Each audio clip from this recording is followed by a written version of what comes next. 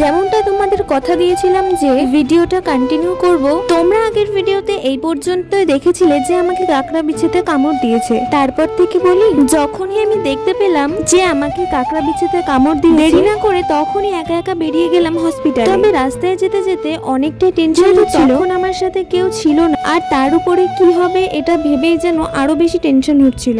আবার তার উপরে সেদিন ছিল রবিবার, ডাক্তার খুব কম ছিল। আমি সোজা চলে এসেছিলাম এমার্জেন্সিতে, আর এসে দেখি ডাক্তারবাবু একজন রোগীকে দেখছেন। তাই আমি বসে পড়লাম আর অপেক্ষা করতে লাগলাম। আর অসম্ভব টেনশন হচ্ছিল যে কি হবে। আর যখনই ডাক্তার দেখালাম, ডাক্তারবাবু তখনই আমাকে ভর্তি নিয়ে নিল। আর যখনই দুর্ঘটনাটা ঘটে সেই সময় বাড়িতে কেউ ছিল না, আমি বাড়িতে ফোন করে জানিয়ে দিই। আর আমার কাকিমা এসে আমাকে হসপিটালে ভর্তি করে রেখে যায়, কারণ বাবা মা দুজনেই কাজে চলে গেছিল। আমি ভর্তি হওয়ার পরপরই আমার বাবা মা দুজনেই চলে আসে হসপিটাল। আমি তো সত্যি ভাবতে পারছিলাম না যে একটুখানি সময়ের মধ্যে কোথা থেকে কি হয়ে গেল। এটা ছিল দুপুরের ভিডিও। আয়া মাসিরা স্নান করিয়ে দিয়েছিল, আর দুপুরের খাবারও এসে দিয়ে গেছিল। খাবার খেয়ে বসেছিলাম আর চারদিকটা ঘুরে ঘুরে দেখছিলাম। আর এখানে বেশিরভাগ রোগীদেরই সাপে কেটেছিল, আর ওই ওয়ার্ডেই আমি ভর্তি ছিলাম। তারপর আমি ঘুমিয়ে গেছিলাম। বিকেলে ঘুম থেকে উঠে দেখলাম আমার জন্য কিছু কুকিজ আর কোল্ড ড্রিঙ্কস, বিকেলে সেগুলো খেয়েছিলাম। আর সত্যি কথা বলতে এই 4টি মাস আমার উপর দিয়ে যেন ঝড় বয়ে যাচ্ছে, কিছু না কিছু আমার সাথে ঘটতেই আছে। তো বিকেলের খাবার শেষ হয়ে গেলে এদিকে আমার মা আমার চুলটা আঁচড়ে দিচ্ছিল, আর মায়ের সাথে